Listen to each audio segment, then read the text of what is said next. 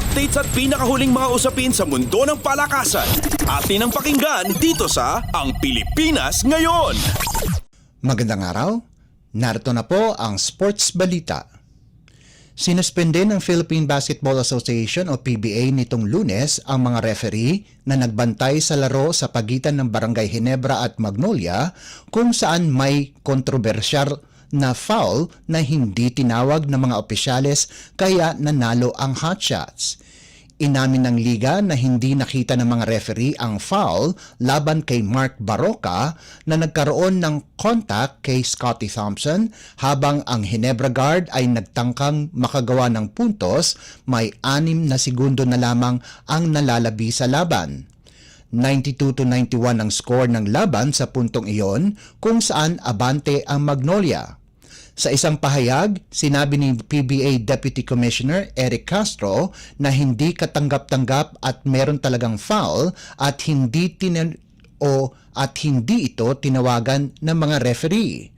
Kapag tinawag ang foul, mapupunta sana si Thompson sa free throw line kung saan may tsansa sanang manalo ang Ginebra.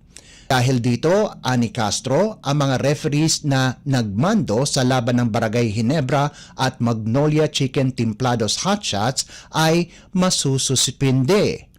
Nagresulta ito ng pagpapaganda ng record ng Magnolia sa 4-0 habang ang Ginebra ay bumagsak sa 1-1 sa Commissioner's Cup. Updates at pinakahuling mga usapin sa mundo ng palakasan. Atin ang pakinggan dito sa Ang Pilipinas Ngayon.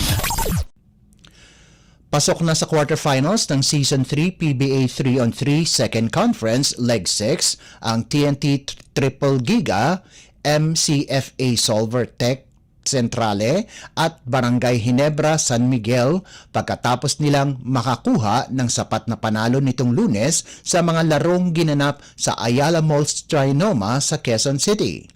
Tinalo ng TNT ang Cavitex Braves 19-16 at Terra Firma Jeep 21-20 para lumabas na number 1 seed sa Pool A. Para naman sa Braves, pinataob nila ang Jeep 21-14 para makapasok din ng quarterfinals at panitiliing walang panalo ang Terra Firma.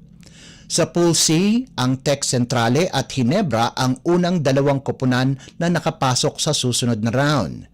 Namayagpag ang MCFA Solver kung saan tinalo nila ang Gin Kings 18-13, San Miguel Beermen 20-18 at Northport Batang Pier 21-20 para sa malinis na 3-0 record.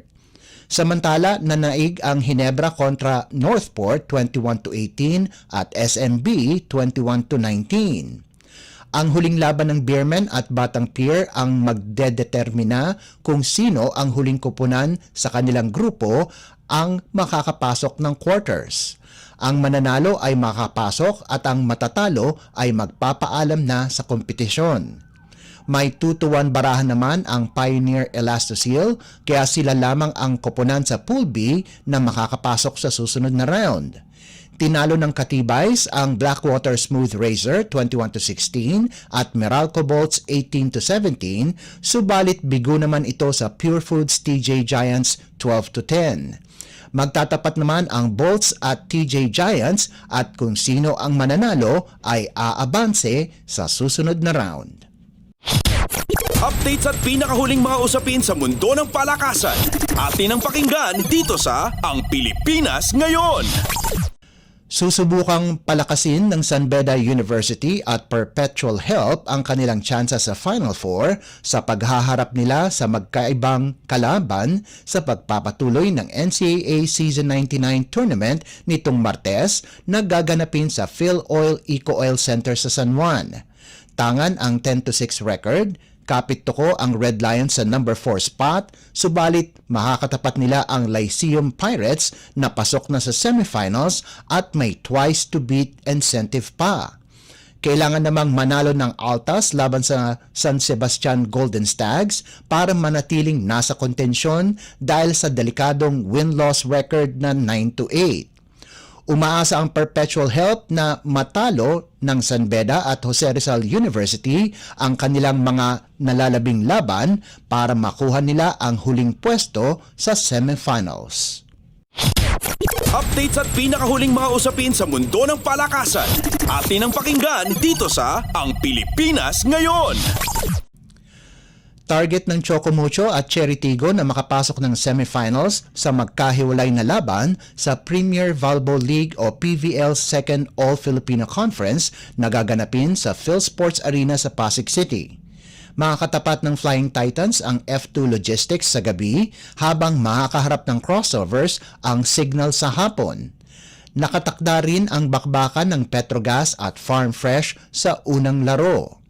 Magkasalo sa number 2 spot ang crossovers at Flying Titans, tangan ang parehong 6-1 marka habang nangunguna ang defending champion Creamline Coal Smashers na may malinis na 7-0 baraha. Nakasakay ang Flying Titans sa 6-game winning streak kaya't mataas ang moral nito na harapin ang Cargo Movers. Aasahan ni Flying Titans head coach Dante Alinsinurin si top hitter Cici Rondina kasama sina Aiza Molde, Kat Tolentino, Madi Madayag, Bea De Leon at playmaker Diana Wong. Sa kabilang banda, naghahabol ang Cargo Movers sa panalo matapos lumasap ng sunod-sunod na kabiguan. Kasama na rito ang 23-25, 25-22, 24-26 at 24-26 pagyuko sa Signal para malaglag sa 4-4 marka. Updates at pinakahuling mga usapin sa mundo ng palakasan. Atin ang pakinggan dito sa Ang Pilipinas Ngayon. At yan ang pinakahuling balita sa larangan ng palakasan. Para sa Radyo Pilipinas World Service, ito po si Leo Magpayo. Magandang araw. Updates at pinakahuling mga usapin sa mundo ng palakasan. Atin ang pakinggan dito sa Ang Pilipinas Ngayon.